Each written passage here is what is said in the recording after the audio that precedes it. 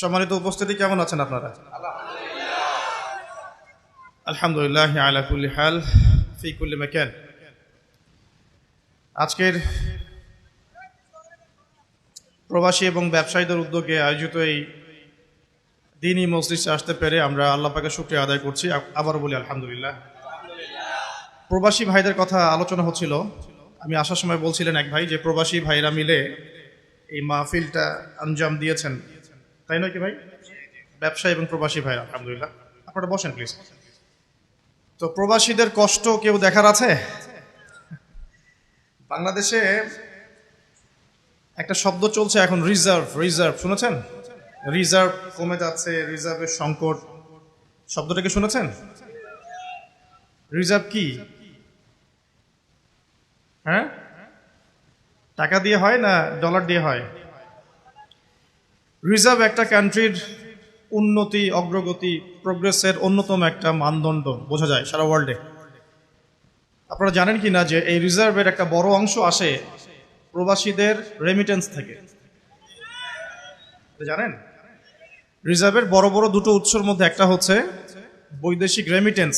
আমাদের প্রবাসী ভাইরা বিদেশে গিয়ে যে হাড় ভাঙা পরিশ্রম করেন, মাথার ঘাম পায়ে ফেলে তারা যে রেমিটেন্সটা দেশে পাঠান, এটা দিয়ে একটা দেশের রিজার্ভের ডলার ঘাটতিও পূরণ হয় এবং রিজার্ভটা শক্তিশালী হয়। রেমিটেন্স যখন কমে যায় তখন রিজার্ভ সংকট দেখা দেয়। আরেকটা বিষয় হচ্ছে এক্সপোর্ট ইম্পোর্ট, যেটা বৈদেশিক বাণিজ্য আমরা বলি। এই বৈদেশিক বাণিজ্যের মধ্য দিয়ে একটা দেশের রিজার্ভ স্ট্রং হয়, শক্তিশালী হয়। যখন বাণিজ্যে ঘাটতি পড়বে তখন রিজার্ভটা কমে যাবে। তো এগুলোর চেয়েও মূল একটা কারণ আছে, সেটা হচ্ছে রিবা। সেটা কি? রিবা মানে কি? কোরআনে রিবার কথা আছে। আল্লাহ পাক সূরাতুল বাকারার মধ্যে বলছেন, আপনি 279 থেকে নিয়ে 83-84 পর্যন্ত আয়াতগুলো পড়লে বুঝতে পারবেন। আল্লাহ রাব্বুল আলামিন বলছেন যে ওয়াহাল্লাল্লাহুল বাই'a ওয়া হাররামা রিবা। আল্লাহ রাব্বুল আলামিন ব্যবসাকে হালাল করেছেন, রিবাকে কি করেছেন? হারাম করেছেন। এই রিবার মধ্য দিয়ে যেটা হয় যে একটা সমাজ বলেন, রাষ্ট্র বলেন, বা একটা ইকোনমিক সিস্টেম বলেন, যেটাকে আমরা মনিটারি সিস্টেম বলি আর কি, এর অর্থ, যেটাকে আমরা কারেন্সি বলি, ক্যাপিটাল বা সঞ্চিত সম্পদ, এটা মার্কেটে ঘুরতে আর পারে না, রিবার কারণে আর ঘুরতে পারে না। কিন্তু আল্লাহ পাক হালাল করেছেন ব্যবসা, যার মধ্য দিয়ে ক্যাপিটাল বা সম্পদ মার্কেটের মধ্যে সার্কুলেট করে বা ঘুরতে থাকে। আমার আলোচনা একটু মনোযোগ দিয়ে বুঝতে হবে, গতানুগতিক হবে না। আর শুট তো আমি মোটেই করতে পারবো না, গজল গাইতে পারবো না, কাঠখোট্টা কিছু কথা বলতে পারি, তবে এর মধ্যে ইনশাআল্লাহ কিছু হলেও উপকার হবে ইনশাআল্লাহ, আশা করছি। তো এখানে পার্থক্যটা একটু বুঝিয়ে অন্যদিকে যাই। এখানে যদি ব্যবসায়ীরাও আছেন, তাদের জন্যও কিছু নসিহত থাকবে ইনশাআল্লাহ। আল্লাহ পাক ব্যবসাকে হালাল করেছেন, রিবাকে হারাম করেছেন। আল্লাহ পাক সূরা বাকারায় কথা বলছেন। ব্যবসা কি করে? ব্যবসার মূল মন্ত্রটা কি? ব্যবসার মূলনীতি হচ্ছে যে ব্যবসায় লাভ এবং লস উভয়ের রিস্ক আছে। কথা কি বুঝতে পারছেন? এক ভাই ব্যবসা করছেন, লাভও হতে পারে, লসও হতে পারে। যখন আমরা রিবা মুক্তভাবে একটা ইসলামিক অর্থনীতি প্রতিষ্ঠা করব, তখন ব্যবসা ভিত্তিক অর্থনীতি যখন চলবে, ব্যবসা ভিত্তিক, যাকাত ভিত্তিক, সাদাকা ভিত্তিক, কৃষি ভিত্তিক ইসলামিক অর্থনীতি যখন চলবে, তখন ক্যাপিটাল বা সম্পদটা এক হাত থেকে আর এক হাতে সার্কুলেট হতে থাকবে। মনে করেন আমরা ব্যবসা করছি একটা মার্কেটের মধ্যে, ছোট করে বোঝাই, একটা ছোট্ট মার্কেট, ছোট্ট বাজার, এখানে সবাই ব্যবসা করছি। এই ব্যবসার মধ্যে কেউ লাভ করবে, কেউ লস করবে। যে ব্যক্তি লাভ করবে, লাভ করে আস্তে আস্তে আস্তে ধনী হবে, যখন তার ধন নিসাব পরিমাণ সম্পদ অতিক্রম করবে, তখন তাকে যাকাত দিতে হবে। এতে করে সমাজের যে অংশের মানুষের হাতে সম্পদ নাই, সে অংশের মানুষের কাছে যাকাতের মধ্য দিয়ে সম্পদ যাবে, সম্পদ সার্কুলেট করবে সমাজে। আজকে আপনি লাভ করেছেন, কালকে আপনি লস করতে পারেন, কালকে সে লাভ করবে, আপনি লস করতে পারেন। মানে সম্পদ ঘুরতে থাকবে, হাত থেকে হাতে সম্পদ ঘুরতে থাকবে। তখন আল্লাহ রাব্বুল আলামিন ওই মার্কেটের উপরে, আল্লাহ রাব্বুল আলামিন ওই মার্কেটটার উপরে আর রাজ্জাক, তিনি যাকে ইচ্ছা ধন দিবেন, যাকে ইচ্ছা গরিব করবেন। মানে সম্পদ বন্টনটা আল্লাহ রাব্বুল আলামিন সরাসরি করবেন। তখন বুঝতে পারছি কি? আচ্ছা, কিন্তু যদি এখানে রিবা আসে, ব্যবসার মধ্যে রিবা চলে আসে, বা মজুতদারিতা চলে আসে, বা মাপে কম দেওয়ার একটা ব্যাপার চলে আসে, বা দুর্নীতি চলে আসে, কালোবাজারি চলে আসে, তখন কি হবে? সম্পদটা মার্কেটে আর সার্কুলেট করবে না। আপনি 100 টাকা দিয়েছেন, 110 টাকা পাবেন 1 বছর পর। আপনি 200 টাকা দিয়েছেন, 220 টাকা পাবেন 1 বছর পর। এখানে কি লসের কোনো ভূমিকা আছে? লসের কোনো ভূমিকা নাই। এক্ষেত্রে কি হচ্ছে? এখানে শুধু লাভের অংশটুকু আপনি নিচ্ছেন, লসের কোনো রিস্ক আপনি নিচ্ছেন না। এতে করে কি হবে? ধনীরা আরো ধনী হতে থাকবে এবং গরিব আরো গরিব হতে থাকবে। শুধু তাই নয়, এই ধনীরা যখন জাকাতও দিবে না, তখন এই গরিবদের অবস্থা হবে একদম মানবেতর। যেটা এই ছোট্ট একটা মার্কেট দিয়ে উদাহরণ দিলাম, এই ছোট্ট মার্কেটটাকে আপনি একটা দেশ কল্পনা করতে পারেন, আবার একটা বিশ্বও কল্পনা করতে পারেন। পুরো ওয়ার্ল্ডে এই ইকোনমিক সিস্টেমটা এখন চলছে, সুদভিত্তিক ইকোনমিক সিস্টেম। আমি কি বুঝাতে পারছি ভাই? আচ্ছা, তো ব্যবসায়ী যারা আছেন তাদের প্রতি একটা নসিহত দিয়ে শুরু করি আলোচনা। সেটা হলো, একটা সুসংবাদ দিয়ে শুরু করি। নবী সাল্লাল্লাহু আলাইহি ওয়াসাল্লাম একটা বিশুদ্ধ হাদিসে বলেছেন যে একজন সৎ ব্যবসায়ী, যে ব্যক্তি একজন সৎ ব্যবসায়ী, মাপে কম দেয় না, মজুতদারিতা করে না, দুর্নীতি কালোবাজারি করে না, আমানতের খেয়ানত করে না, মানুষকে ঠকায় না, এই ব্যক্তি ইনশাআল্লাহ তাআলা কিয়ামতের দিন নবীগণ, সিদ্দিকগণ, শহীদগণের সাথে হাসর করবে ইনশাআল্লাহ। তাহলে ব্যবসা করে জান্নাত পাওয়ার সুযোগ নাই? আছে। ধন সম্পদ অর্জন করতে কোনো অসুবিধা নেই, কিন্তু ধন অর্জন করে ওসমান গনি রাদিয়াল্লাহু আনহুর মতো মন মানসিকতা লালন করতে হবে। ধন সম্পদ আল্লাহ পাক দিতে পারেন। যখন আপনি ব্যবসা করবেন, হালাল ব্যবসা করবেন, মাপে কম দিবেন, পণ্য মজুত করবেন না, ইচ্ছাকৃতভাবে মার্কেটের মধ্যে কৃত্রিম সংকট তৈরি করবেন না। কৃত্রিম সংকট বোঝেন? এই যে একটা রাষ্ট্রের মধ্যে যখন ইকোনমিক একটা ডিজাস্টার তৈরি হয়, এর একটা বড় অংশের জন্য দায়ী হচ্ছে কৃত্রিম সংকট।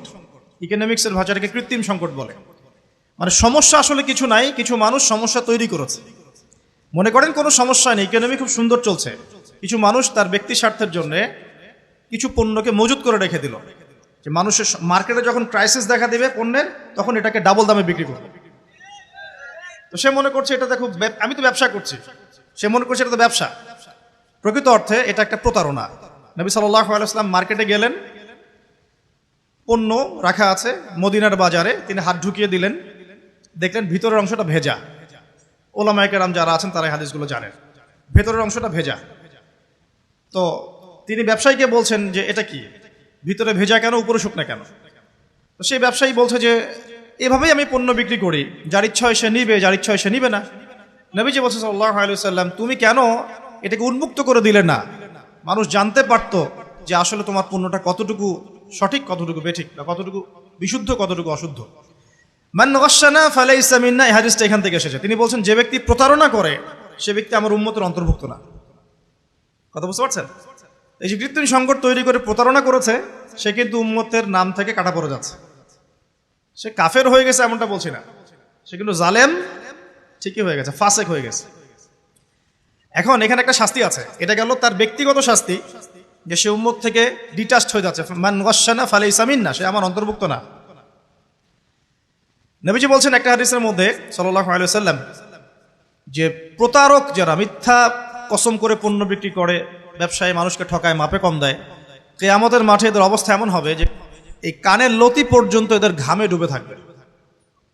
কানের লতি পর্যন্ত ঘামে ডুবে থাকবে। 3 শ্রেণীর মানুষকে বলা হচ্ছে খুবই ক্ষতিগ্রস্ত কিয়ামতের মাঠে। এক শ্রেণী, তার মধ্যে এক শ্রেণী যারা মিথ্যা কসম করে পণ্য বিক্রি করে। আমাদের আলোচনা এই অংশটুকুর মধ্যে কি ব্যবসায়ীদের জন্য হেদায়েত পাওয়া যাচ্ছে না? আপনি যদি বিশুদ্ধভাবে রাসূল সাল্লাল্লাহু আলাইহি ওয়াসাল্লামের সুন্নাহ মেনে ব্যবসা করেন, ইনশাআল্লাহ নবীজি বলছেন এটাই শ্রেষ্ঠ কামাই, হাতের কামাইটা শ্রেষ্ঠ কামাই।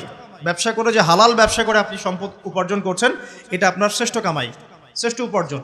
কিন্তু এখানে যদি কালোবাজারি চলে আসে, মজুতদারিতা আসে, কৃত্রিম সংকট তৈরি করেন, মাপে কম দেন, মানুষকে ঠকান, প্রতারণা করেন, তাহলে নিজের তো ক্ষতি হবেই, ইহকাল পরকাল তো ধ্বংস হবেই, জাতিরও ক্ষতি হবে। জাতির কি ক্ষতি হবে? একটা হাদিস পড়েছিলাম অনেকদিন আগে, আমি এখন রেফারেন্সগুলো মুখস্থ বলতে পারছি না, অনেকদিন আগে পড়েছি। 5টা কাজের কথা বলা আছে, এই 5টা কাজের কারণে 5টা বিপদ নেমে আসে। তার মধ্যে একটা হচ্ছে, যখন কোনো সম্প্রদায়ের ব্যবসায়ীরা মাপে কম দেওয়া শুরু করে, এই যে প্রতারণা করা শুরু করে, তখন আল্লাহর পক্ষ থেকে দুর্ভিক্ষ চাপিয়ে দেওয়া হয়। এখন কি শুনতে পাচ্ছেন যে দেশের সামনে দুর্ভিক্ষ? এরকম স্টেটমেন্ট কি পাওয়া যায়? আচ্ছা, একটু রিজনগুলো ব্যাখ্যা করি। আলোচনা তো আমরা অনেক ধরনেরই শুনি, একটু বাস্তবিক কিছু শোনেন। সুবহানাল্লাহ পড়তে হয়, জানেন না? আলহামদুলিল্লাহ পড়তে হয়, জানেন তো? কুরআন তেলাওয়াত করতে হবে, কতদিন বলে আসছি, তাই নয় কি? 5 ওয়াক্ত নামাজ পড়তে হয়, সবাই জানি না? এবং নামাজ তো আমরা মাশাআল্লাহ পড়ি তো, আলহামদুলিল্লাহ। নবী সাল্লাল্লাহু আলাইহি ওয়াসাল্লামের সুন্নতের উপর আমল করতে হবে, এটা জানি তো। আচ্ছা, কিন্তু সমস্যা কোন জায়গায়? সমস্যা হচ্ছে কোরআন এবং সুন্নাহর বিধানগুলো দিয়ে আমরা বিশ্বের চ্যালেঞ্জগুলোকে মোকাবেলা করতে পারছি না। সমস্যা এখানে। কোরআন আমার হাতে আছে, নবীর হাদিসগুলো আমার কাছে আছে, কিন্তু বিশ্বের ভয়ঙ্কর যে সংকট, যে চলমান সংকটগুলো চলছে, ফিতানগুলো চলছে, এগুলোকে মোকাবেলা করতে পারছি না। বিশ্বটাকে নিয়ন্ত্রণ করছে এখন জায়নিস্টরা, খোলামেলা বললাম। বিশ্বটাকে নিয়ন্ত্রণ করছে এখন জায়নিস্টরা। জায়নিস্ট কারা? সব ইহুদি সব খ্রিস্টান নয়, সব ইহুদি সব খ্রিস্টানকে জায়নিস্ট বলা হয় না। ইহুদ এবং খ্রিস্টানদের মধ্যে যারা একে অপরের বন্ধু, তাদেরকে জায়নিস্ট বলা হয়। 1890 সালের পর থেকে এই মুভমেন্টটা সারা ওয়ার্ল্ডে তৈরি হয়েছে, এবং এখন 2022 সালের দিকে এসে বিগত প্রায় 50, 60, 70 বছর থেকে বিশ্বের বড় বড় প্রত্যেকটা ডিপার্টমেন্ট এরা নিয়ন্ত্রণ করছে। মিডিয়া ওদের হাতে। আপনার এই যে ইন্টারনেট সেকশনগুলো, আপনি যত অ্যাপস ইউজ করছেন, সার্চ ইঞ্জিন ইউজ করছেন, স্মার্টফোন ইউজ করছেন, সফটওয়্যারসগুলো ইউজ করছেন, সবকিছু ওদের। প্রযুক্তি, যত বড় বড় প্রযুক্তিগত প্রতিষ্ঠান আছে সব ওদের। মিসাইলস, যত নিউক্লিয়ার মিসাইলসগুলো আছে, পাশাপাশি পারমাণবিক এবং থার্মোনিউক্লিয়ার বলে, নিউক্লিয়ার এবং থার্মোনিউক্লিয়ার যত অস্ত্রগুলো আছে, বেশিরভাগই ওদের কাছে। পৃথিবীর সবচেয়ে দামি সম্পদ এখন হচ্ছে ব্ল্যাক গোল্ড, অয়েল বলা হয়। এটা সবচেয়ে বেশি রিজার্ভ ওদের কাছে আছে মাটির নিচে। চলমান সংকট, ওরা নিয়ন্ত্রণ করছে ফাইন্যান্স, মানে আপনি বিশ্বের যত মিলস এন্ড ইন্ডাস্ট্রিজ এবং ফ্যাক্টরিজ দেখছেন, এর গোড়াপত্তন ওদের কাছে এখন। পলিটিক্যাল দর্শনগুলো, আপনার ডেমোক্রেসি বলেন, সেকুলারিজম বলেন, কমিউনিজম বলেন, ন্যাশনালিজম বলেন, যত বড় বড় দর্শনগুলো আছে, দর্শনগুলো কিন্তু মুসলিমদের থেকে আসে নাই। আসছে নাকি? এই প্রত্যেকটা দর্শন, ফিলোসফিগুলো কি মুসলিমদের থেকে আসছে নাকি? এটা পশ্চিম থেকে আসছে। কোন পশ্চিম? যেই পশ্চিমের মধ্যে ছেলে ছেলেকে বিয়ে করতে পারে। কি সুবহানাল্লাহ বলছেন নাকি? একটু আগে আমি সার্চ করে একটা নিউজ দেখে আসলাম, এই কিছুক্ষণ আগে, 2 ঘন্টা আগে একটা ঘটনা ঘটেছে। 2 ঘন্টা আগে পশ্চিমের একটা কান্ট্রির মধ্যে দেখলাম যে সমকামীদের জন্য একটা বার আছে। সমকামী তো বোঝেন, মানে গেস, হোমোসেক্সুয়াল।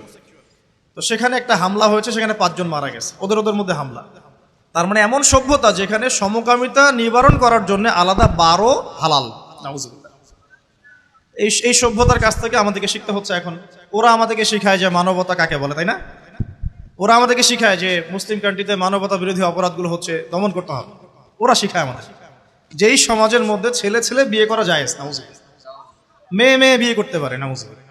জেনা তো ওপেন, যে যার সাথে ইচ্ছা জেনা করতে পারে। পর্নোগ্রাফি ওদের জন্য পর্নোগ্রাফি ফরজ, ওদের জন্য পর্ন ফরজ। সারা বিশ্বে 92 বিলিয়ন ডলারের ব্যবসা করে ওরা পর্নোগ্রাফি দিয়ে।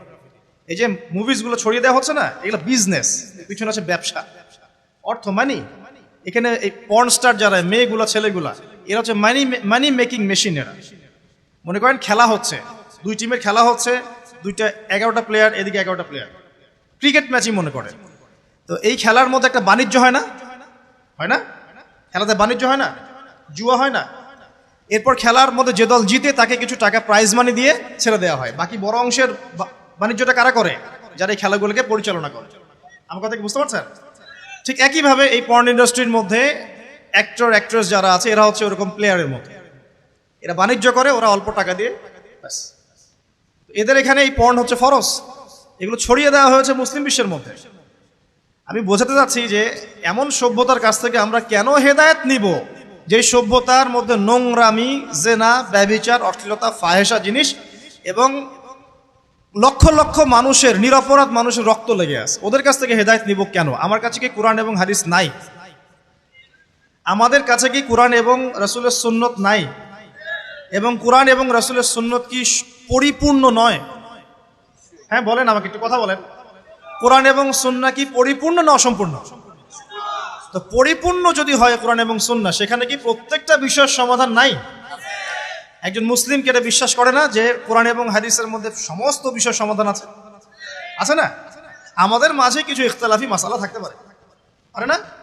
ইখতিলাফি মাসালা থাকতে পারে, সেটা অন্য জিনিস। এটা ফিকহি মাসালা, ফিকহি ইখতিলাফ, এটা ডিফারেন্ট জিনিস।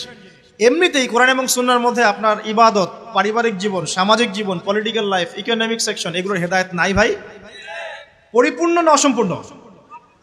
যে জাতির কাছে কোরআন এবং সুন্নাহর মতো পরিপূর্ণ অভ্রান্ত সত্যের উৎস আছে, সেই জাতিকে কেন পশ্চিমাদের কাছ থেকে হেদায়েত নিতে হবে? আমাকে এই উত্তরটা দেন, তারপর আলোচনা করব। হ্যাঁ, ওদের কোনো কিছু যদি কোরআন সুন্নাহর সাথে মিলে যায়, কোরআন সুন্নাহর অনুকূলে হয়, প্রতিকূলে না হয়, তাহলে গ্রহণ করতে আমাদের কোনো আপত্তি নাই।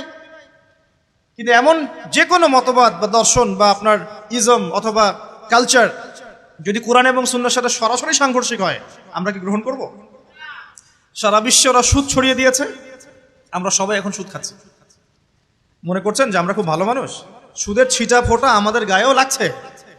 ইকোনমিক সেকশন নিয়ে পড়াশোনা করেন, আমি রিকোয়েস্ট করবো আল্লামা তাকী উসমানীর কিছু ইকোনমিক্সের বই আছে, পড়েন। পাশাপাশি এই যে ইন্টারন্যাশনাল মনিটারি ফান্ড সম্পর্কে পড়েন। নর্মালি যারা ইকোনমিক্সে পড়ছেন তারা প্রত্যেকটা কথা আমার বুঝতে পারবেন ইনশাআল্লাহ। এই যে পেপার মানির কথা বলেছিলাম, এগুলো কোনো ভবিষ্যৎবাণী নয়, এগুলো বর্তমান। পেপার মানি যে থাকবে না, এটা কোনো ভবিষ্যৎবাণী নয়, এটা হচ্ছে বর্তমান। শুধু পেপার মানি না, এই যে ডলারকে দেখছেন সারা ওয়ার্ল্ডে দাপটের সাথে ঘুরে বেড়াচ্ছে না, দেখবেন একসময় ডলারও থাকবে না ইনশাআল্লাহ। ইনশাআল্লাহ আমরা বিশ্বাস করি ঈসা ইবনে মারইয়াম যখন আসবেন তখন তিনি ডলার দিয়ে কেনাবেচা করবেন না, আমরা বিশ্বাস করি।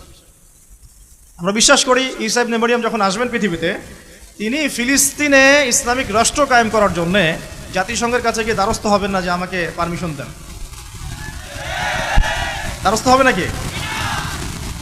আমরা এটা বিশ্বাস করি। তো সারা বিশ্বে সুদ ছড়িয়ে দেওয়া হয়েছে, ওখান থেকে সারা বিশ্বে পর্নোগ্রাফি কারা ছড়িয়ে দিয়েছে? মুসলিমরা, হিন্দুরা, বুদ্ধিস্টরা, ওই যে বললাম জায়নিস্ট, যারা একে অপরের বন্ধু। একটা আয়াত পড়ে দিই, তারপরে সামনে যাই। দেখুন আল্লাহ পাক সূরা মাইদার মধ্যে বলছেন, ইয়া আইয়ুহাল্লাযীনা আমানু, হে মুমিনগণ। আমরা কি মুমিন না? আল্লাহ আমাদেরকে বলছেন, ইয়া আইয়ুহাল্লাযীনা আমানু লা তাত্তাখিযুল ইয়াহুদা ওয়ান নাসারা আউলিয়া, তোমরা ইহুদ এবং নাসারাদেরকে আউলিয়া রূপে গ্রহণ করো না। আউলিয়া মানে কি? বন্ধু। সব আপনারা তো বোঝেন, কোন ইহুদি কোন খ্রিস্টানকে গ্রহণ করো না, সবাইকে কি গ্রহণ করো না? উত্তর না। আল্লাহ পাক বলছেন বা'দুহুম আউলিয়া ও বা'দ, তাদের মধ্যে কিছু মানুষ আছে যারা একে অপরের বন্ধু। এখন জিউস এবং খ্রিস্টানদের মধ্যে একে অপরের বন্ধু কারা? আমাকে উত্তর দেন। আমেরিকা রাশিয়া কি একে অপরের বন্ধু? হ্যাঁ। আচ্ছা, চায়না আর পশ্চিমারা কি বন্ধু? উত্তর কোরিয়া আর পশ্চিমারা কি বন্ধু? আপনাকে ওয়ার্ল্ড অ্যাফেয়ার্স তো বুঝতে হবে। কোরআন এবং সুন্নাহকে হাতে নিয়ে যদি বিশ্বের চ্যালেঞ্জগুলো আমরা মোকাবেলা করতে না পারি, তাহলে আমরা কি ব্যর্থ না? উমর রাদিয়াল্লাহু আনহুর কাছে কোরআন এবং হাদিস ছিল না? তিনি কোরআন এবং সুন্নাহ দিয়ে সারা বিশ্ব দাপটের সাথে শাসন করেন নাই? ওই সময় কি কোনো মুসলিমের গায়ে একটা আঘাত করার সাহস কারো ছিল? কোনো একজন মুসলিম নারীর ইজ্জতের উপর হামলা করার কারো সাহস ছিল? একটা মুসলিম শিশুকে বোম মেরে হত্যা করার সাহস ছিল? সেই কোরআন এবং সুন্নাহ কি এখন বিশ্বে নাই? সেই আল্লাহ কি মারা গেছেন নাকি? নাউযুবিল্লাহ। ইন্নাল্লাহা হাইয়ুন লা ইয়ামুত, আল্লাহ রাব্বুল আলামিন হাইয়ুল কাইয়ুম লা ইয়ামুত, তিনি মারা যাবেন না। সেই নবীর সুন্নত কি আছে না নাই? সেই আসমানি কিতাব আছে না নাই? এগুলো থাকার পরেও এখন ওই সময় থেকে আমরা দূরে কেমন করে সরে আসলাম, আজকে এটা বুঝবেন আপনারা ইনশাআল্লাহ। এখন কন্ট্রোল করছে এরা। বা'দুহুম আউলিয়া ও বা'দ, তারা একে অপরের বন্ধু। আল্লাহ পাক এবার আমাদেরকে বলছেন ওয়া মান ইয়াতাওয়াল্লাহুম মিনকুম, তোমাদের মধ্যে কেউ যদি ওদের দিকে মুখ ফিরায়। কাদেরকে বলছেন এটা? আমাদেরকে। তোমাদের মধ্যে কেউ যদি ওদের দিকে মুখ ফিরায়, এর মানে এই না যে আপনি ওদের সাথে ব্যবসা করতে পারবেন না, এর মানে এই না যে আপনি ওদের সাথে চুক্তি করতে পারবেন না, এটা না। ওয়া মান ইয়াতাওয়াল্লাহুম মিনকুম, তোমাদের মধ্যে কেউ যদি ওদের দিকে মুখ ফিরিয়ে নেয়, ওদেরকে বন্ধুরূপে গ্রহণ করে, তাহলে কি হবে? ফাইন্নাহু মিনহুম, সে তাদের অন্তর্ভুক্ত হয়ে যাবে। কোরআন। আর শেষে আল্লাহ পাক বলছেন ইন্নাল্লাহা লা ইয়াহদিল কওমাজ যালিমিন, আল্লাহ পাক জালেমদেরকে হেদায়েত করেন না। মানে এই কাজটা করলে আমরা জালেম হয়ে যাব। এখন ব্যবসা করা এক জিনিস, বাণিজ্য করা এক জিনিস, চুক্তি করা এক জিনিস, ঠিক আছে, মিলিটারি অ্যাফেয়ার্স করা এক জিনিস, কিন্তু বন্ধুরূপে গ্রহণ করাটা আর এক জিনিস। আমাকে একটা প্রশ্ন উত্তর দেন, নবী সাল্লাল্লাহু আলাইহি ওয়াসাল্লামের সময়ে বহু যুদ্ধ হয়ে যায় নাই? বদর, উহুদ, খন্দক, খায়বার, অনেক যুদ্ধ হয়ে যায় নাই? কোন যুদ্ধে কি নবী সাল্লাল্লাহু আলাইহি ওয়াসাল্লাম ইহুদি এবং খ্রিস্টানদেরকে বলেছিলেন তোমরা আমাকে সাপোর্ট করো, আমাকে বাঁচাও? ওই যে মুশরিকরা আবু জেহেলরা আমাকে আক্রমণ করছে, আমার পক্ষে আসো, আমার পক্ষে লড়ো। এমনকি নবী সাল্লাল্লাহু আলাইহি ওয়াসাল্লাম কি তাদের কাছ থেকে অস্ত্রও কিনেছিলেন নাকি? চিন্তা করেন। ওমর রাদিয়াল্লাহু আনহু, আবু বকর সিদ্দিক, উসমান, আলী রাদিয়াল্লাহু আনহুর যুগ, এটা ছিল প্রায় 30 বছর। এই 30 বছরে খোলাফায়ে রাশেদার কেউ কি, কোন একজন কি এই ইহুদি এবং খ্রিস্টানদেরকে বন্ধুরূপে গ্রহণ করে যুদ্ধ করেছে? এরপরে আসছে উমাইয়াদের শাসন, এটা প্রায় 92 বছর, 92 ইয়ার্স, 132 হিজরি পর্যন্ত। এই সময় উমাইয়ারাও কি এই কাজটা করেছিল? তারপর আব্বাসীয়দের সময় আসছে প্রায় 550 বছর। 550 বছর আব্বাসীয় খেলাফত চলেছে, তারা কি এই কাজটা করেছিল? লাস্ট 100 বছর আপনি দেখবেন আমরা এই কাজটা করছি। এখন আমরা তাদেরকে বন্ধুরূপে গ্রহণ করেছি, শুধু তাই নয়, আমরা এখন ওদেরকে মানবতার মুক্তির কাণ্ডারি মনে করি, তাই নয় কি? প্রত্যেকটা বিধান আমরা ওখান থেকে নেওয়ার চেষ্টা করি। আমি বলছি না যে ওদের ভালোগুলো নেওয়া যাবে না, অবশ্যই নেওয়া যাবে। তাদের মধ্যে অনেক জাতি আছে খুব পরিশ্রমী, আমরাও পরিশ্রমী হব, সমস্যা কি? তাদের মধ্যে অনেকেই আছে সায়েন্স এবং টেকনোলজিতে অনেক এগিয়ে গেছে, আমরাও বিজ্ঞানের প্রযুক্তিতে আগাবো, কি সমস্যা? তাদের মধ্যে অনেকে আছে মাশাআল্লাহ, এটা আল্লাহ পাকের কুদরত, অস্ত্রশস্ত্রে অনেক বেশি পারদর্শী, যেমন রাশিয়া, উত্তর কোরিয়া। উত্তর কোরিয়ার মানুষ খেতে পারে না, উত্তর কোরিয়ার মানুষের মাথা পিছু আয় কোনো কোনো ক্ষেত্রে বাংলাদেশের মানুষের চেয়ে কম, কিন্তু ক্ষেপণাস্ত্র বানিয়ে রেখে দিয়েছে, ব্যাস। দেখেছেন? সুবহানাল্লাহ। দেখুন তাদের নিয়ন্ত্রিত সেক্টরগুলো, সবচেয়ে বড়টা হচ্ছে ইকোনমিক সেকশন। এই ইকোনমিক সেকশনের নিয়ন্ত্রণ দিয়ে সারা বিশ্বে তারা সুদভিত্তিক অর্থনৈতিক সিস্টেম চালু করেছে, যার মধ্য দিয়ে আমরা সবাই কম বেশি সুদ খাচ্ছি। আর আমরা সবাই জানেন সুদ যে খায়, যে দেয়, যে নেয়, যে সাক্ষী থাকে এবং যে লিখে রাখে, সবাই কিন্তু সমানভাবে অপরাধী। নবী সাল্লাল্লাহু আলাইহি ওয়াসাল্লাম সবাইকে লানত করেছেন, করেন নাই?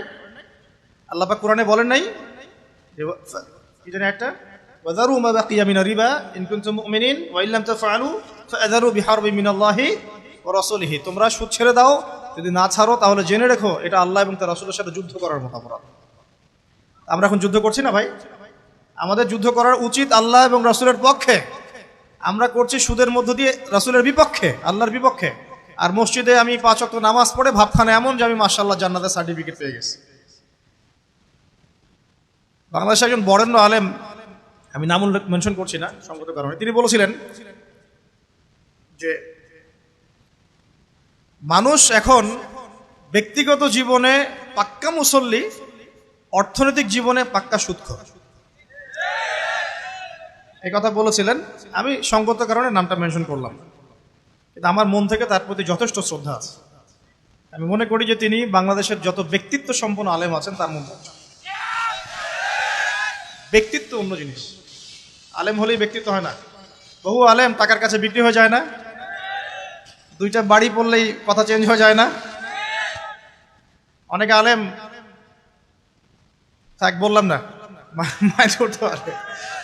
আল্লাহ পাকের জমিনে দিনের প্রচার প্রসার হবে, প্রতিষ্ঠা হবে। আল্লাহ পাকের জমিনে আল্লাহর দিনের প্রচার প্রসার প্রতিষ্ঠা হবে, এই কথাটুকু শুনলেই যে কাউকে খারেজি ট্যাগ লাগিয়ে দিচ্ছে। এমন হচ্ছে না? কি কারণ? আমরা কি চাই না আল্লাহর জমিন আল্লাহ দিন প্রতিষ্ঠা লাভ করুক? ব্যক্তিত্ব অন্য জিনিস। আহমদ বিন হাম্বল রাহিমাহুল্লাহর ব্যক্তিত্ব দেখবেন, জেলখানায় পিটানো হচ্ছে। আচ্ছা, তার আগে ইমাম মালিকের কথা বলে, ইমাম মালিক রাহিমাহুল্লাহকে প্রচন্ড মারধর করা হচ্ছে, বাগদাদের মধ্যে ঘোরানো হচ্ছে এবং তার গায়ে উটের যে মলমূত্র আছে না, উটের চাপিয়ে দেওয়া হচ্ছে। তখন তিনি বলছেন, হে ইয়া আহলা বাগদাদ, হে বাগদাদের অধিবাসীরা, তোমরা জেনে রাখো যে আমি ইমাম মালিক, আমি কখনোই এই হারাম বিবাহ পদ্ধতিকে জায়েজ করলাম না। অনেক অত্যাচার হয়েছে, তারপরেও তিনি এটা করেন নাই। আহমদ বিন হাম্বল রাহিমাহুল্লাহর নির্মম নির্যাতন জেলখানায় হয়েছে, তার মতাদর্শ থেকে ফিরে আসেন নাই। মানুষ বলতো যে কোরআন হচ্ছে আল্লাহর মাখলুক, নাউজুবিল্লাহ। তিনি বলতেন কোরআন আল্লাহর কালাম। মানুষ বলতো মাখলুক বা সৃষ্টি, তিনি বলতেন আল্লাহর কালাম। এই একটা ইস্যুকে নিয়ে কেন্দ্র করে তাকে এত নির্যাতন সহ্য করতে হচ্ছে, তারপরেও তিনি হক থেকে সরে আসেন। ব্যক্তিত্ব অন্য জিনিস। আমরা ব্যক্তিত্ব সম্পন্ন প্রত্যেক আলেমকে শ্রদ্ধা করব এবং আলেম ওলামার মাঝে কোনো রকম বিভক্তি সৃষ্টি করতে যাবে না। কারণ উম্মার এখন প্রচন্ড রকম দরকার হকপন্থী কিছু ওলামায়ে কেরামের মাঠে পদার্পণ করা দরকার। হকপন্থী ওলামায়ে কেরাম যত বেশি থাকবেন সমাজে, মানুষ সঠিক দিনটা পাবে ইনশাআল্লাহ। আর আমরা যত বেশি মিডিয়ার মধ্য দিয়ে বিভ্রান্তি ছড়িয়ে একে অপরের সাথে মিসআন্ডারস্ট্যান্ডিং তৈরি করব, তত খারাপ হবে। খারাপ হবে না? ঐক্য নষ্ট হবে, শক্তি কমে যাবে। সূরা আনফাল আল্লাহ পাক কি বলেছেন? হাওয়া বেরিয়ে যাবে, তোমাদের হাওয়া বেরিয়ে যাবে। প্রিয় ভাইয়েরা, উদার হওয়ার চেষ্টা করেন, উম্মার জন্য বড় বড় কাজগুলো আগে আঞ্জাম দেওয়ার চেষ্টা করেন। ইনশাআল্লাহ ছোট ছোট বিষয়গুলো আল্লাহ পাক সলভ করে দেবে ইনশাআল্লাহ। আর যদি কিছু বিষয় ইখতিলাফ থেকেও যায়, তারপরেও বর্তমান প্রেক্ষাপটে উম্মার স্বার্থে নিজেকে একটু সংযত করতে শেখেন। আল্লাহ রাব্বুল আলামিন আমাদের সবাইকে ঐক্যবদ্ধ হওয়ার তৌফিক দান করুন, আমাদের মধ্যে হৃদ্যতা ভালোবাসা দান করে নেয়, যাবতীয় ভুল বোঝাবুঝির অবসান ঘটিয়ে থাকেন। যেটা বলছিলাম প্রিয় ভাইরা, আল্লাহ পাক এই শ্রেণীর মানুষকে ওলিয়া উলিয়া রূপে গ্রহণ করতে নিষেধ করছেন। কোন শ্রেণী? যারা একে অপরের বন্ধু, জিউস এবং খ্রিস্টানদের মধ্যে, যারা সারা বিশ্বে সুদ ছড়িয়ে দিয়েছে, যারা সারা বিশ্বে পর্ন ছড়িয়ে দিয়েছে, যারা সারা বিশ্বে ফ্রিমিক্সিং ছড়িয়ে দিয়েছে, যারা সারা বিশ্বে এডুকেশন সেক্টরে শিরিক ছড়িয়ে দিয়েছে, পলিটিক্যাল সেক্টরে শিরিক ছড়িয়ে দিয়েছে, যারা সারা বিশ্বে মুসলিমদের উপর নির্মম নির্যাতন করছে, যাদের হাতে বহু মুসলিমের রক্ত লেগে আছে, লেগে নাই? আমরা কি সত্যি সন্ত্রাসী? একজন মুসলিম কি সন্ত্রাসী হতে পারে? কোরআন এবং হাদিসের মধ্যে কোনো জায়গায় কি বলা আছে একজন নিরপরাধ মানুষকে হত্যা করতে হবে? আছে? একটা আয়াত দেখান আমাকে কোরআনটা হাতে নেন, নিয়ে আল্লাহর এই কালাম থেকে আমাকে একটা আয়াত দেখান, হাদিস থেকে একটা হাদিস দেখান যে নিরপরাধ নিষ্পাপ কোনো মানুষকে হত্যা করা বৈধ। কোনো আয়াত আছে? তারপরেও কেন আমরা এই ট্যাগটা শুনবো? কেন মুসলিমদেরকে সারা বিশ্বে এভাবে উপস্থাপন করা হবে? কেন মুসলিমদের মধ্যেই আপোষে বিভক্তি লাগিয়ে এইসব ইস্যু তৈরি করা হবে? নিরপরাধ মানুষকে হত্যা করা জায়েজ? কবিরা গুনাহগার মানুষকে কি হত্যা করা যাবে? যাবে? এই যে একটা শব্দ শোনেন খারেজি, এটার সম্পর্কে একটা কথা বলে দিই। খারেজি কাকে বলে? কাকে বলে? যে ব্যক্তি মনে করে বা যারা মনে করে যে কবিরা গুনাহ করলে কোনো ব্যক্তি কাফের হয়ে যায়। কথা বুঝতে পারেন? কোনো ব্যক্তি যদি বিশ্বাস করে, আকীদা রাখে, বিশ্বাস করে যে কবিরা গুনাহ করলেই কেউ কাফের হয়ে যায়, তখন তাকে খারেজি বলতে হবে। কথা বুঝতে পারছেন? কবিরা গুনাহ করলে কেউ কাফের হয়ে যায়, তাকে হত্যা করা জায়েজ, এই মতাদর্শের যারা, তাদেরকে খারেজি বলতে পারে। কিন্তু কবিরা গুনাহ করলে কোনো ব্যক্তি কাফের হবে না, কোশ্চেন কেন না, বরং তার তওবার দরজা খোলা আছে, সে বড় জোর ফাসেক হতে পারে বা জালেম হতে পারে, তাকে আপনি হত্যা করতে পারবেন না।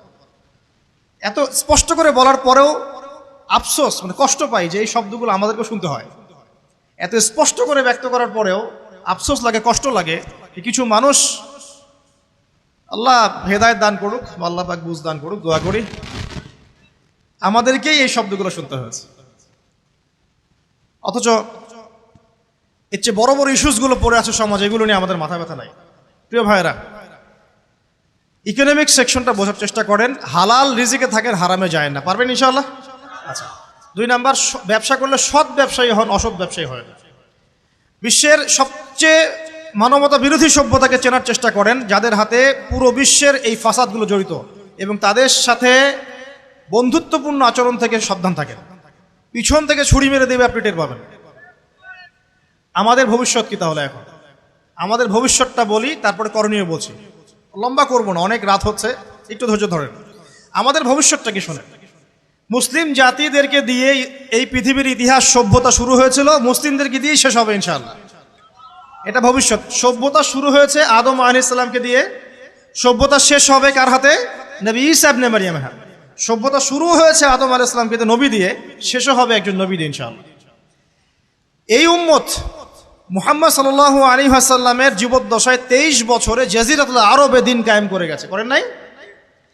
নবীজি প্রথমে গোপন দাওয়াত দিয়েছেন, তারপর প্রকাশ্য দাওয়াত দিয়েছেন, নির্যাতন সহ্য করেছেন, হিজরত করতে হয়েছে, পরে বদর উহুদে আসতে হয়েছে, পরে আস্তে আস্তে মক্কা বিজয় হয়েছে। তার হাতে দিন পরিপূর্ণতা লাভ করেছে, করে নাই? আল্লাহ পাক বলেননি আল ইয়াউমা আকমালতু লাকুম দীনাকুম ওয়া আতমামতু আলাইকুম নি'মাতি ওয়া রাদিতু লাকুমুল ইসলাম দীনান। আল্লাহ পাক কি বলেন নাই? আল্লাহ পাক বলেছেন দিনকে পরিপূর্ণ করে দিয়েছে, আল্লাহ পাক বলেন নাই? আচ্ছা, দিন পরিপূর্ণ হওয়ার পরে আবু বকর সিদ্দিকের সময়, উমর রাদিয়াল্লাহু আনহুর সময়, উসমান রাদিয়াল্লাহু আনহুর সময়, আলী ইবনে আবি তালিব রাদিয়াল্লাহু আনহুর সময় ইসলাম বিজয় ছিল না সারা বিশ্বে? না পরাজিত ছিল? বিজয় ছিল না? এরপর খোলাফায়ে রাশেদা দীর্ঘদিন চলে গেছে, এরপর উমাইয়াদের সময় এসেছে, আব্বাসীয়দের সময় এসেছে, অটোম্যানরা এসেছে, ফাতেমিরা এসেছে, 1914 আগ পর্যন্ত বিশ্বের মধ্যে একটা ইসলামী খেলাফার সেল ছিল, ছিল না? ছিল। এই সময়গুলোর মধ্যে কি আমরা নির্যাতিত ছিলাম? কখনোই না। হ্যাঁ, কোন কোন জায়গায় আমাদের উপর হয়তো জুলুম হয়েছে, কিন্তু আল্লাহ পাক এক জায়গায় মুসলিমরা দুর্বল হয়ে আরেক জায়গায় শক্তিশালী করে দিয়েছেন, আলহামদুলিল্লাহ। এখন আপনি লাস্ট এই 100 বছরে দেখছেন যে আমাদের অবস্থাটা ভালো না। কেমন ভালো না আমি একটু দেখাই, তারপর সামনে যাই। দেখেন, বেশিরভাগ মানুষ, মুসলিমদের মধ্যে বেশিরভাগ মুসলিম দেখেন ঠিক না বলেন। তারা আবার নামাজ আমরা পড়ছিও, অনেকেই নবীর তরিকায় নামাজ পড়ি না। আবার দেখা যায় নামাজ পড়ছি ঠিকই, নামাজের মনোযোগ নাই। নামাজের মধ্যে ইহসান, আনতা আবুদুল্লাহ কাআন্নাকা তারাহ ওয়া ইল্লাম তাকুন তারাহু ফাইন্নাহু ইয়ারাক, এটা নাই, শূন্য, অন্তঃসার শূন্য ইবাদত করছি না আমরা? করছি। মুসলিমদের মধ্যে অনেক মুসলিমকে দেখবেন, আমার মনে হয় 90% প্লাস হবে যারা বিশুদ্ধ করে কোরআন তেলাওয়াত করতে জানে না। আছে না এমন? মুসলিমদের বহু মুসলিম যাদের উপর যাকাত ফরজ হয়েছে, যাকাত দেয় না। আছে না? বহু মুসলিম হারাম খায়, খায় না? আমাদের কথা বলছি, অন্যদের কথা বাদ দেন, আমাদের কথা শোনেন। এখন আমরা কি করছি? বহু মুসলিম পরিবারে পর্দা নাই, আছে না? ঠিক না? ঠিক। বহু মুসলিম মেয়ে দেখবেন রাস্তাঘাটে ছেলেদের পোশাক পরে ঘুরে বেড়াচ্ছে, বুঝছে না? এরা কি অন্য ধর্মাবলম্বীর ঘরের সন্তান? মুসলিম ঘরের সন্তান। ওরা বিশ্বাসই করে না যে পর্দা বলে কিছু একটা আছে। বহু মুসলিম যুবক দেখেন জুয়া খেলছে, মদ খাচ্ছে, গার্লফ্রেন্ডের পিছনে অযথা সময় নষ্ট করে জীবনটা বিসর্জন দিচ্ছে। এই কাজ করছে না? জেনা তো এখন ফ্যাশন হয়ে গেছে, মাদক ফ্যাশন হয়ে গেছে। মানে আগে মানুষ এগুলো লুকিয়ে লুকিয়ে করতে, এখন স্পষ্ট, মানে দিবালোকে মানুষ এগুলো করে এখন। নবীজি এই যুগের কথাই বলেছিলেন, একটা যুগ আসবে যে ছেলেরা মেয়েদের পোশাক পরবে, মেয়েরা ছেলেদের পোশাক পরবে। একটা যুগ আসবে যে উঁচু উঁচু অট্টালিকা নির্মাণের প্রতিযোগিতা হবে সমাজের মধ্যে। আমানতদার ব্যক্তি সবচেয়ে আমানতদার, ওকে বলা হবে খেয়ানতকারী। সবচেয়ে খেয়ানতকারী ব্যক্তি, ওকে বলা হবে আমানতদার। মিথ্যাবাদী, চরম মিথ্যাবাদী, একে বলা হবে পরম সত্যবাদী। দেখবেন যার চরিত্র একদম, চরিত্রের কিছুই নাই, ওকে বলা হবে পবিত্র চরিত্রের অধিকারী। এটা এই সমাজের বাস্তবতা কি না? এটা ওই যে মূসা এবং খিদর আলাইহিস সালামের গল্পের মতো। ওই তিনটা ঘটনা মনে আছে? নৌকা কেন ফুটা করলেন, বাচ্চা কেন হত্যা করলেন, দেয়াল কেন নির্মাণ করলেন। মানে এই যুগটা এমন যে বাহ্যিক চোখ দিয়ে যা দেখছেন এটা মিথ্যা, ভিতরের চোখ দিয়ে যা দেখবেন এটা সত্য। যেটা প্রেজেন্ট এটা ফলস, রিয়েলিটিটা আপনি দেখতে পাচ্ছেন না। যেমন ধরেন আপনি দেখছেন যে বিশ্ব এগিয়ে যাচ্ছে, অরিজিনালি বিশ্ব এখন নিউক্লিয়ার যুদ্ধের দিকে এগিয়ে যাচ্ছে। আপনি দেখছেন মেয়েরা খুব উন্নতি, অগ্রগতি, প্রোগ্রেসের দিকে যাচ্ছে, ফ্যামিনিস্ট রেভলিউশন একদম। বাস্তবতা কি জানেন? মেয়েরা জাহান্নামের দিকে যাচ্ছে। আসলে বাস্তবতা আর যা দেখছেন এর মধ্যে আকাশ পাতাল ফারাক আছে। তাই এক চোখ দিয়ে দেখলে হবে না, ভিতরের চোখ দিয়েও দেখতে হবে। আর ভিতরের চোখ কখন জিন্দা হবে ভাই? হিংসা করলে জিন্দা হবে? পরশ্রী কাতরতায় জিন্দা হবে? গীবত, তহমত, অপবাদ দিলে হবে? মনে অহংকার থাকলে হবে? হবে না। মনটা সফট, নরম করতে হবে। আপনাকে প্রথমে জ্ঞান অর্জন করতে হবে, কোরআন তেলাওয়াত বাড়াতে হবে, নফল নামাজ বাড়াতে হবে, ফরজের সাথে দান সদকা করবেন, এতিমদের পাশে দাঁড়াবেন, আমর বিল মারুফ নাহি আনিল মুনকারের কাজ করবেন, ইত্যাদি ভালো কাজে সম্পৃক্ত থাকবেন। ইনশাআল্লাহ মনটা নরম হবে, আল্লাহ নূর আসবে ইনশাআল্লাহ। আরেকটা বড় কথা হচ্ছে আল্লাহওয়ালা মানুষের সাথে থাকতে হবে। তো থাকতে হবে না? আপনি আল্লাহর মারিফত পেতে চান বা আল্লাহ পাকের নূর পেতে চান, আমি যদি আপনাকে বই ধরিয়ে দিই, বইগুলো পড়ো, বাস হয়ে যাবে? হবে? হবে না। নবী সাল্লাল্লাহু আলাইহি ওয়াসাল্লামের সাহাবীরা আমাদের মতো সিলেবাসের বইপত্র পড়েই কিন্তু সব অর্জন করেন নাই। তারা নবী সাল্লাল্লাহু আলাইহি ওয়াসাল্লামকে দেখে শিখেছেন। আমার কথা বুঝতে পারছেন? নামাজ পড়ছেন, নবী সাল্লাল্লাহু আলাইহি ওয়াসাল্লাম দেখছেন সচক্ষে নবীজি কিভাবে নামাজ পড়ছেন। নবী সাল্লাল্লাহু আলাইহি ওয়াসাল্লাম হাঁটছেন, তারা দেখছেন নবীজি কিভাবে হাঁটছেন। নবী সাল্লাল্লাহু আলাইহি ওয়াসাল্লাম তাসবিহ তাহলিল করছেন, দোয়া করছেন, যুদ্ধ করছেন, তারা দেখছেন তিনি কিভাবে করছেন, দেখে শিখেছেন একদম। তো আলেম ওলামার কাছে আসতে হবে না? শুধু বই পড়ে সব হবে না ভাই, শুধু বই পড়ে সব হবে না। এই আত্ম অহংকারটা থেকে বেরিয়ে আসতে হবে। শুধু বই পড়ে সব হয় না। বই পড়েন, আমি মানা করছি না, কিন্তু আলেমদের সাথে সংস্পর্শ রেখে পড়াশোনা করেন এবং আলেম ওলামাদের সাথে সম্পর্ক রাখার ক্ষেত্রে সাম্প্রদায়িক হয়ে যায় না যে আমি এই দুইটা আলেমকে পছন্দ করি, এর বাইরে কারো কাছে যাবই না, এই কাজ করতে যান। আমি একজন আলেমকে পছন্দ করি, আমি ওই হুজুর ছাড়া কারো কাছে যাবই না, এমন করতে যায় না। তাহলে অন্যদের কাছে যে এলেমগুলো আছে এগুলো আপনি আর পাবেন না। হ্যাঁ ঠিক আছে, আপনি বেদাতি আলেমের কাছে যাবেন না, সিম্পল। যারা সরাসরি শিরিক করছে, মুশরিক, যাবেন না। হকপন্থী আলেমদের মাঝে পার্থক্য করতে যায়। সবার কাছে ভালো কিছু না কিছু পাবেন, নিয়ে নেন ইনশাআল্লাহ। আপনি মৌমাছি হয়ে যান, যেখানে মধু সেখানে আপনি, ব্যাস দেখবেন তখন আপনার চাকটা বড় হবে এবং আপনার চাক কাটলে বহুত মধু বের হবে।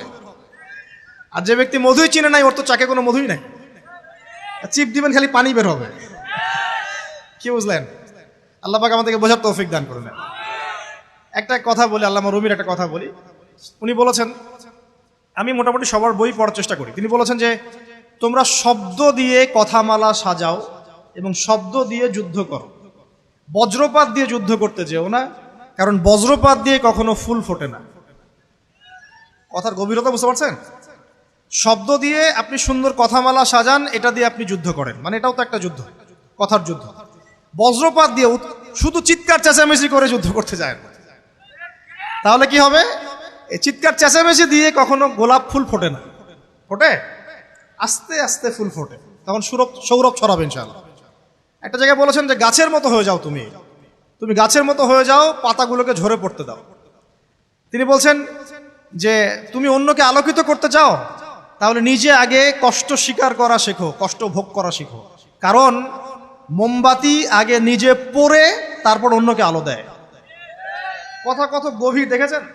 মোমবাতি আগে নিজে কি হয়, পুড়ে যায়, তারপর অন্যকে আলো দেয়। আমাকে আগে পুড়তে হবে, তো পুড়তে হবে না? তো কলব পরিষ্কারের প্রয়োজন আছে। আল্লাহ নূর অর্জন করেন, বেশি বেশি আল্লাহর জিকির করেন, বেশি বেশি কোরআন তেলাওয়াত করেন, নফল নামাজ বাড়িয়ে দেন, আলেম ওলামার সোহবতে থাকেন, ইনশাআল্লাহ আপনি খিজির হয়ে যাবেন। আপনি এমন কিছু দেখতে পারবেন যা সবাই দেখতে পারছে না, আপনি এমন কিছু বুঝতে পারবেন যেটা সবাই বুঝতে পারবে না। তখন যারা বুঝতে পারছে না ওদের সাথে অযথা তর্ক করতে যায় না। কারণ আলী রাদিয়াল্লাহু আনহুর কথা দিয়েই বলি, তিনি বলেছিলেন, তাকে জিজ্ঞাসা করা হচ্ছে যে আপনার জীবনে কি কোনো দুঃখ আছে? তিনি বলছেন যে দুঃখ, আমি শুরু থেকে নবী সাল্লাল্লাহু আলাইহি ওয়াসাল্লামের পাশে থেকেছি, আমি নিজেকে সৌভাগ্যবান মনে করি। তবে একটা কষ্ট মনের মধ্যে উকি দেয়, সেটা হচ্ছে যে জ্ঞান আল্লাহ পাক আমাকে দিয়েছেন নবীর সোহবতে থেকে, আমি যে জ্ঞানগুলো অর্জন করেছি এটা বিতরণ করার কোনো পাত্র খুঁজে পাইলাম না। সুবহানাল্লাহ, চিন্তা করে দেখেন, সাহাবীদের যুগে এই কথা বলছেন, আমি এটা বিতরণ করার জন্য উপযুক্ত পাত্র খুঁজে পাইলাম। মানুষ তো বুঝবেই না, আমি বলবো কি? আমি যদি এমন কিছু বলি মানুষ মনে করে পাগল, মানুষ বুঝতেই পারবে না আমি কি বলছি। তো এই কারণে যারা আল্লাহ নূর পাবে না তাদের সাথে তর্ক করা যাবে না। কারণ আপনি গোলাপ ফুল ফোটাবেন কথামালা দিয়ে, বজ্রপাত দিয়ে নয়।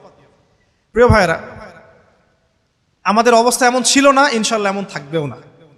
বিগত 100 বছর আমরা পিছিয়ে পড়েছি। বলছিলাম যে আমরা নামাজ ছেড়ে দিচ্ছি, আমরা জাকাত ছেড়ে দিচ্ছি, পর্দা ছেড়ে দিচ্ছি, সবাই বস্তুবাদী হয়ে যাচ্ছে। বস্তুবাদী মানে কি? দুনিয়া, দুনিয়া আর দুনিয়া। দুনিয়া ছাড়া আমাদের ফিকির কম।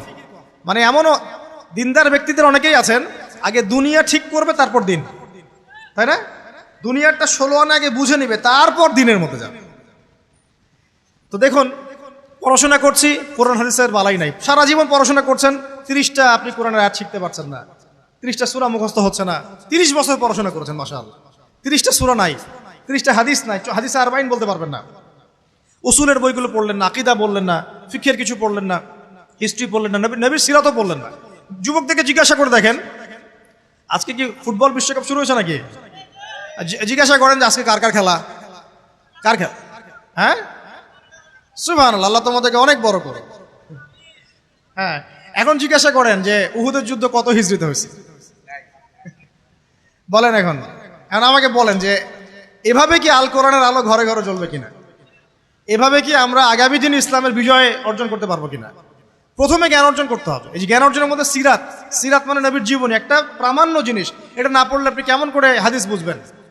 কোরআনের যেমন শানে নজুল আছে, হাদিসেরও শানে নজুল আছে। এটা বুঝতে হলে আপনাকে সিরাত জানতে হবে, তো জানতে হবে না? তো দেখুন, পড়াশোনা করছে না, যুব সমাজকে সারাদিন এইসব খেলা, এই জুয়া, এই যে গায়ক গায়িকা, নায়ক নায়িকা ব্যস্ত রেখেছে। এই যে ঢাকায় কয়দিন আগে আসলো একজন, দেখলেন না? 40-50 লাখ টাকা দিয়ে মানুষ তাদেরকে নিয়ে আসে। আর যখন একজন স্কলার আসবে, একজন আলেম আসবে, দায়ী আসবে, তাকে যখন হাদিয়া দেওয়া হবে বলবে ধর্ম ব্যবসা শুরু করেছে, বলবে না? আমাদের সাইকোলজির চেঞ্জটা দেখেন, আমাদেরকে বস্তুবাদী বানিয়ে দেওয়া হয়েছে। আমি রিসেন্ট সময় যে কয়েকটা বই পড়েছি, এর মধ্যে একটা চমৎকার তথ্য পেয়েছি। সেটা হচ্ছে যে এই ওয়ার্ল্ডের মধ্যে এখন 3টা দর্শন খুব বেশি হাইলাইটেড। 3টা দর্শন। একটা হচ্ছে এলিমিনেশন, ওরা ইংলিশে বলে এলিমিনেশন, মানে পুরো বিশ্ব থেকে ঈশ্বর বা স্রষ্টা বা আল্লাহ এই দর্শনটাকে সরিয়ে দেওয়া হচ্ছে। দেখেন খেয়াল করে, পুরো বিশ্ব থেকে মানুষ এখন নাস্তিকতাটাকে প্রমোট করছে বেশি। খেয়াল করে দেখেন, প্রত্যেকটা সেক্টরে মানুষ এখন নাস্তিকতাকে প্রমোটটা বেশি করছে। এলিমিনেশন বলে এটাকে, আল্লাহর কনসেপ্টটাই সরাই দিবে। আল্লাহর কনসেপ্ট কে সরাবে? দাজ্জাল। আল্লাহর কনসেপ্ট কে সরাবে? কারণ দাজ্জালই তো বলবে আমি আল্লাহ। মানুষ যদি আল্লাহ থেকে না সরে যায় তাহলে দাজ্জালের উপাসনা করবে কিভাবে? মিলাতে পারছেন? আচ্ছা, আরেকটা কি? একটা হচ্ছে মেটেরিয়ালিজম বলে, মানে বস্তুবাদিতা। মানুষকে দুনিয়ার মোহের দিকে ব্যস্ত রাখা হয়েছে, সারাদিন দুনিয়া, পরকাল পর। আরেকটা হচ্ছে চ্যালেঞ্জ এগেইনস্ট রিলিজন, একটা কনসেপ্ট আছে, মানে ধর্মের বিরুদ্ধে চ্যালেঞ্জ করা। দেখবেন এখন আসে এমন একটা যুগে আমরা আছি, ইসলামের অনেক বিধানকে নিয়ে মানুষ চ্যালেঞ্জ করে।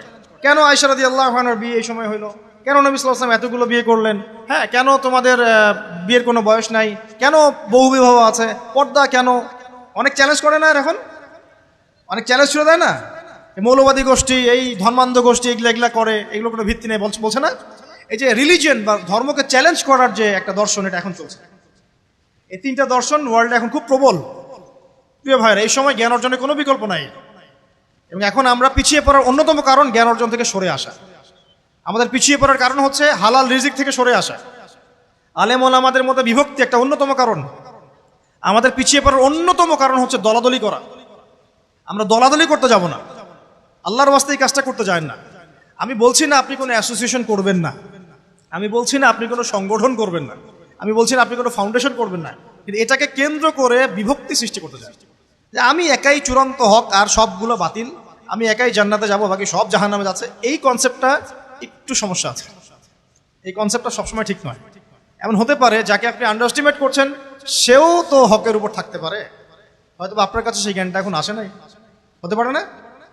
তো অ্যাসোসিয়েশন ভালো জিনিস, মানুষকে ইউনাইটেড করবে, একটা শৃঙ্খলা শেখাবে। ফাউন্ডেশন ভালো জিনিস, কিন্তু এগুলোকে কেন্দ্র করে সমাজে বিভক্তি সৃষ্টি করা যাবে। সবাইকে ভাই ভাবা শিখতে হবে। আল্লাহ পাক আবার সবাইকে উদার নৈতিক শিক্ষায় শিক্ষিত হওয়ার তৌফিক দান করবেন। একটা বিষয় হচ্ছে পিছিয়ে পড়ার যুব সমাজের অধঃপতন। এই যে সারাদিন আমরা যে দুনিয়া নিয়ে, পর্ন নিয়ে, জেনা নিয়ে, গার্লফ্রেন্ড নিয়ে, যে জুয়া নিয়ে ব্যস্ত আছি, এটা আমাদের পিছিয়ে পড়ার কারণ। কারণ যুবকরা যদি উঠে দাঁড়ায়, ইসলামের বিজয় কেউ ঠেকাতে পারবে না ইনশাআল্লাহ। আমরা পিছিয়ে পড়ার অন্যতম কারণ এই যুবকদের এই দুনিয়ার ভোগ বিলাস এবং জীবনের উদ্দেশ্য থেকে সরে যাওয়া। প্রিয় ভাইয়েরা, ওমর ইবনুল খাত্তাবের মতো হয়ে যান। প্রিয় যুবক ভাইয়েরা, আপনারা খালিদ বিন ওয়ালিদের মতো হয়ে যান। প্রিয় ভাইয়েরা, আপনারা আলী ইবনে আবি তালেবের জীবনী পড়েন, শিক্ষা নেন। আলী ইবনে আবি তালেবের জীবনীটা পড়ে দেখেন। আমার ব্যক্তিগত কথা বলছি, একটা সাহাবীদের মধ্যে ভালো লাগা সাহাবী অনেক থাকতে পারে, সবচেয়ে বেশি ভালো লাগে আমার ব্যক্তিগত কথা বলছি যে আলী ইবনে আবি তালেব রাদিয়াল্লাহু আনহুর জীবনীটা পড়বেন, আপনার ঈর্ষা হবে, কাশ আমিও তার মতো হতে পারতাম। কারণ অনেক সাহাবী অনেক হয়তো পরে ইসলামের দিকে এসেছেন, আলী রাদিয়াল্লাহু আনহু জীবনের শুরু থেকে একদম নবী সাল্লাল্লাহু আলাইহি ওয়াসাল্লামের পাশে ছিলেন। এবং আল্লাহ পাক তাকে এত জ্ঞান দিয়েছেন, শৌর্য বীর্য ক্ষমতা দিয়েছেন, পাণ্ডিত্য দিয়েছেন, হিকমা দিয়েছেন, আল্লাহ পাকের নূর দিয়েছেন, আপনি কল্পনা করতে পারবেন। এই সাহাবীদের জীবনীগুলো পড়ে শিক্ষা নেন, তাদের মতো হওয়ার চেষ্টা করেন। এই মেসি রোনাল্ডোর দিকে যায় না ভাই। এরা সবাই শোনেন একটু দাঁড়ান, এরা সবাই কিন্তু জায়নিস্ট পাপেট। এরা কিন্তু কেউই আমাদের ধর্ম এবং ধর্ম সম্পর্কে ভালো ধারণা রাখে না। আপনি হয়তো ওকে ভালোবাসছেন, সে আপনাকে ভালোবাসে না। আপনি তাকে ভালোবাসলো, সে আপনাকে ভালোবাসে না। এই বেহায়া নায়ক নায়িকাদের পাল্লায় পড়েন না। এইসব ইন্ডাস্ট্রিজ, পর্ন এবং হাবিজাবি ইন্ডাস্ট্রিজের মধ্যে যায় না। আপনার সামনে অনেক আদর্শ আছে, সবচেয়ে সেরা আদর্শকে রাসূলুল্লাহ সাল্লাল্লাহু আলাইহি ওয়াসাল্লাম, তার সাহাবীদের আদর্শ আছে, তাবেঈনরা আছেন। ইমাম বুখারীর জীবনী পড়ে দেখেন, তিনি কিভাবে দিন শিখেছেন। আবু হানিফা রাহিমাহুল্লাহর জীবনী পড়ে দেখেন, ইমাম মালিক, আহমদ বিন হাম্বল, ইমাম শাফিঈর জীবনী পড়ে দেখেন, তারা কিভাবে দিন প্রচার করেছেন, পালন করেছেন। তাদের মতো হওয়ার চেষ্টা করেন। আপনি না পারলেও আপনার সন্তানকে বানানোর চেষ্টা করেন। আমরা হয়তো পারি নাই, আমাদের বয়স হয়ে গেছে, ওই সুযোগটা আমরা পাই নাই, কিন্তু আমাদের সন্তানরা তো এখনো ছোট। ওদেরকে বড় করার জন্য, সেভাবে গড়ে তোলার জন্য উপযুক্ত প্রতিষ্ঠান গড়ে তুলে ইনশাআল্লাহ তাআলা দেখবেন আগামীতে আপনি আমি পৃথিবীতে না থাকলেও তারা ইসলামকে এগিয়ে নিয়ে যাবে ইনশাআল্লাহ। পিছিয়ে পড়ার কারণগুলো ফাইন্ড আউট করেন, এরপর সলিউশনে আসেন। সলিউশন কি? ওই যে বললাম ভাই, প্রিয় ভাই, প্রথমে জ্ঞান অর্জন করতে হবে। জ্ঞান অর্জনের কোনো বিকল্প আছে? নাই। পড়াশোনা করেন। এই অনলাইন ফেসবুক পড়াশোনার প্ল্যাটফর্ম না, আমার কথা বোঝেন। ফেসবুকে পড়াশোনা করে কেউ মুফতি হতে পারবে না। সে বড়জোর একজন আহলুল কমেন্ট হতে পারবে, সারাদিন কমেন্ট করে পারবে।